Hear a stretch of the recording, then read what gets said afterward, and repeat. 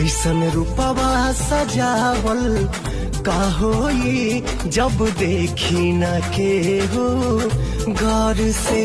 ऐसन रूपवा सजावल का होई जब देखी न के हो गौर से। जब देखल चाही तू करेलू नहीं, मन गुजरेला गजबे दौर से।